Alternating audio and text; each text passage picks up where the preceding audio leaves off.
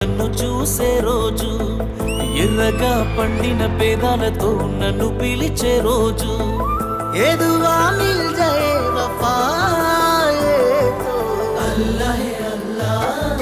ఆ అందాల కన్నుల కన్నీలకు అల్లాహే అల్లాహ్. నేను కారణమవ్వను ఏ జన్మకు అల్లాహే అల్లాహ్. ఆ అందాల పెదవుల చిరునవ్వుకు అల్లాహే అల్లాహ్. నేనే కారణమవుతానే ప్రతి జన్మకు.